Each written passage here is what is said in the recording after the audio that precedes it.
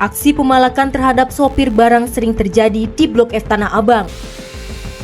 Di lokasi itu, aktivitas keluar masuk mobil barang akan meningkat pada tiap hari Senin dan Kamis, seiring adanya aktivitas pasar Tasik.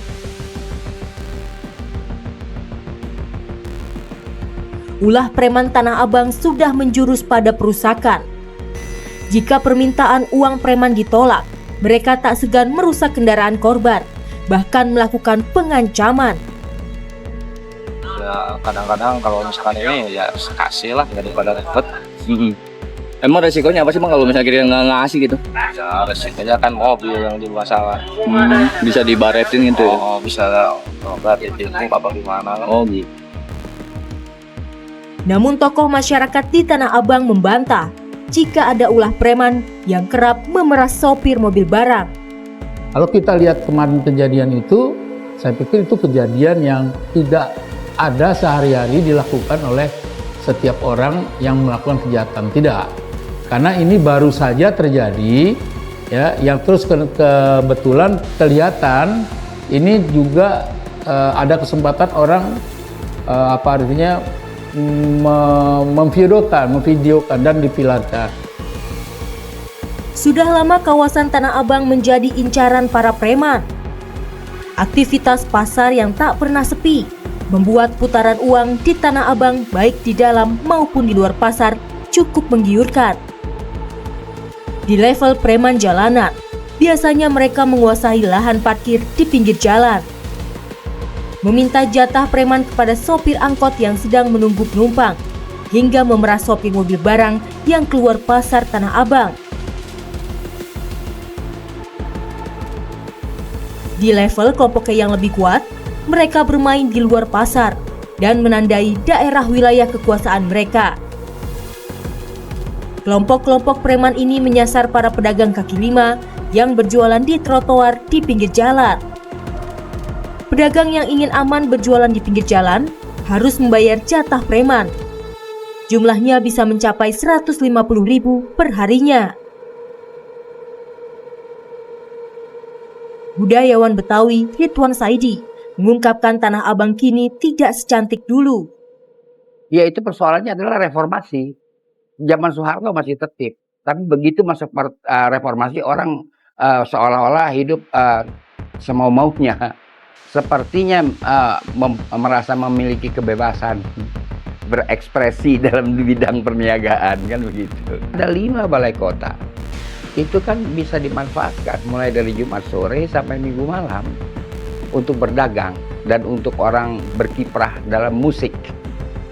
Itu orang akan datang kok, misalnya orang akan pergi ke kantor Jakarta Pusat, ya kan, yang di dekat Tanah Abang 1 kan, akan pergi ke situ mencari barang mulai Jumat malam, Sabtu siang penuh, Minggu siang penuh sampai malam. Di situ itu saya sudah katakan, jadi tutup semua kaki lima dimanapun, jangan ada yang diberi keistimewaan.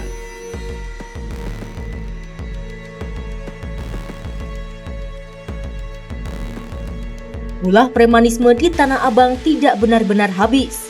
Pasar grosir terbesar itu selalu mendatangkan keuntungan. Banyak orang mengadu nasib dengan berdagang.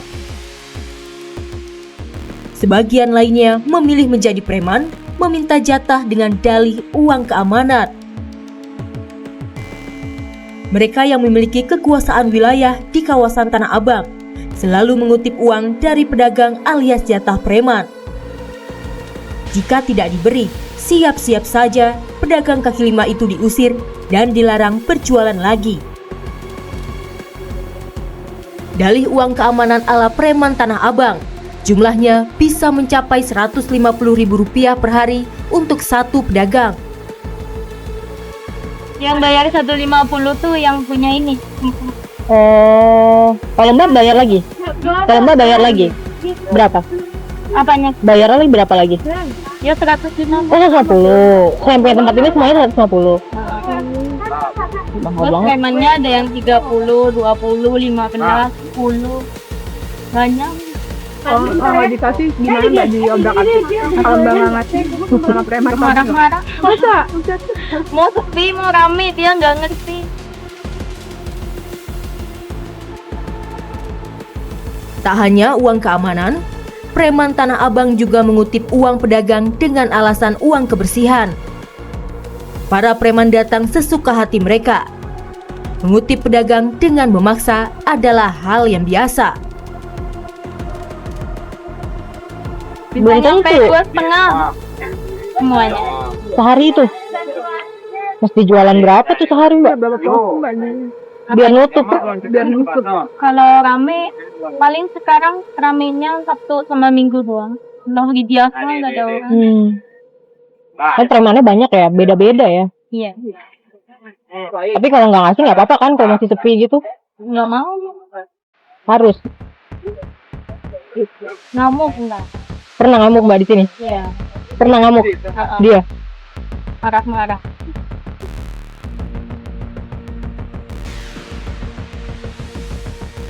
Banyaknya pedagang kaki lima yang mencoba mendulang rezeki di Tanah Abang memang dimanfaatkan oleh preman. Siapa yang ingin mengadu nasib berniaga di kawasan Tanah Abang harus lebih dulu berurusan dengan mereka. Padahal Satpol PP Jakarta Pusat kerap melakukan razia agar kawasan Tanah Abang tidak semrawut, tertib dan nyaman. Namun urusan mengatur pedagang kaki lima dan preman di Tanah Abang memang tak mudah. Pasukan Satpol PP begitu gencar melakukan penertiban di sepanjang trotoar Tanah Abang. Namun pedagang tetap bandel saat Satpol PP lengah. Itu berapa bayar? Dari sekitar 500.000 sampai 3 jutaan lah. Ya kalau iurannya ya ada yang kena 30, ada yang 50, tergantung tempatnya Kak. Kerjasama ya pastinya lah, setiap pagi itu pasti ada ke belakang, minta uang sama premannya. Kalau pagi juga dia biasanya minta kopi sama kita pedagangnya. Kita kasih daripada barang yang diangkat, daripada dia diancam terus. Kita mah nurut aja, namanya juga pedagang kecil.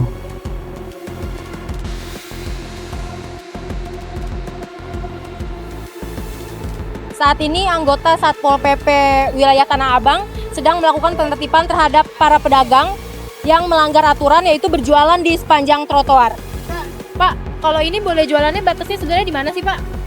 Enggak ada Bu batasnya. Maksudnya memang tidak boleh di trotoar ini, nggak boleh ya Pak ya? Nggak boleh sama sekali. Yang di kuning ini juga nggak boleh ya Pak ya? Nggak boleh Pak. Benar-benar di trotoar tidak ada yang boleh berjualan ya Pak ya? Nggak boleh ada di trotoar karena khusus untuk pejalan kaki. Oke, berarti yang maju-maju kayak gini sebenarnya tidak boleh ya Pak? Karena kita fungsinya yang trotoar untuk pejalan kaki. Jadi kita kembalikan ke fungsinya Bu. Tapi ini kenapa terus ada nih Pak? Bapak datang, bubar. Nah, inilah orang-orang ini yang selalu mencoba-coba untuk berdagang di atas trotoar. Kalau di pelan-pelan aja Mas, masuk ke dalam. Ya udah deh.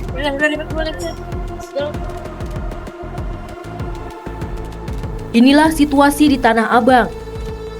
Pemprov DKI bukan tidak peduli terhadap kenyamanan di Tanah Abang.